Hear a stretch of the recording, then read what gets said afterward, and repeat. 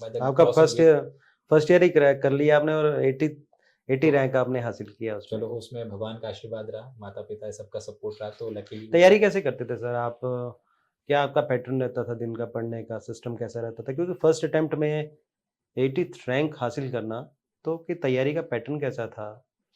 अ, इसमें वही मैं कह रहा हूँ कि बच्चों का ना गोल क्लियर होना चाहिए कि आपने करना क्या है ना?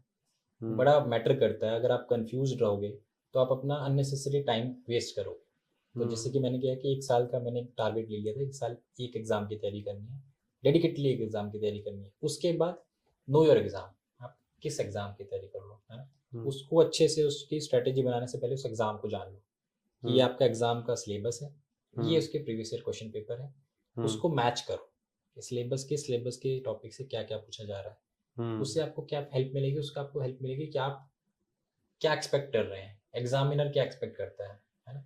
हुँ, सिलेबस आपने देखा होगा, अगर किसी भी आप कॉम्पिटिटिव एग्जाम की तैयारी करें, एक पेज का सिलेबस होता है ना? हुँ, वो इतना डिटेल सिलेबस तो होता नहीं है ब्रेकअप में। उस हुँ, डिटेल बनाने के लिए आप उस पर्टिकुलर पॉइंट ऑफ जो आपका टॉपिक है, उससे हुँ, प्रीवियस ईयर क्वेश्चन 10 साल के निकाल लो, आपका सिलेबस वास्ट हो गया। आपको लग गया हुँ, पता है कि इस टॉपिक से आपका जो एग्जामिनर है वो क्या पूछना चाह रहा है, कितना हुँ, डीप में आपकी नॉलेज वो जानना चाह रहा है इस टॉपिक पे, या कितना ब्रॉड वे में सिंपल पढ़ना चाह रहा है। 1 साल की आपकी एग्ज़ाम की अवधि है, हुँ, तो आप रखो कि अगर आप जैसे कि जुलाई से स्टार्ट कर रहे हैं, नेक्स्ट ईयर जून में आपका एग्ज़ाम है हुँ, ना?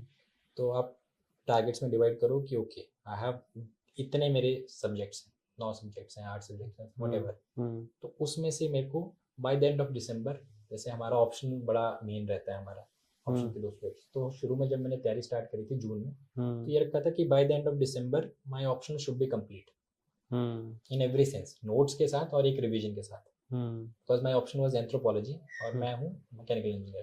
तो हुँ, बेसिक जो टारगेट मैंने माइंड में लिया था कि by the end of December मेरे को एंथ्रोपोलॉजी में उतनी नॉलेज होनी चाहिए जितना जिसने इसमें ग्रेजुएशन कर रखी है। क्योंकि यूपीएससी का सिलेबस कहता है कि इन द ऑप्शनल आपको ग्रेजुएशन लेवल की नॉलेज आनी चाहिए। हुँ, तो बेसिक टारगेट सेट हो गया एक आपका ऑप्शन का कि बाय द एंड ऑफ दिसंबर आपने कंप्लीट करके एक रिवाइज करके इसको छोड़ना है।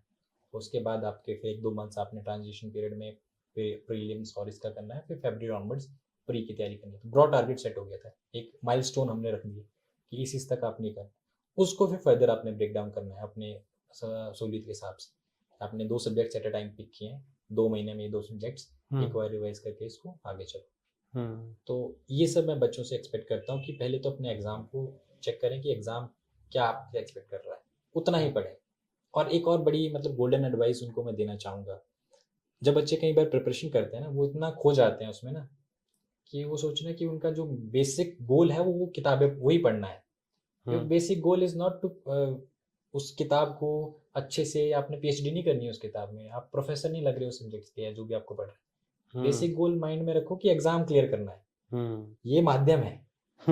तो उसको इतना जी। ही पढ़ो जितना आपके एग्ज़ाम के लिए हेल्पफुल है।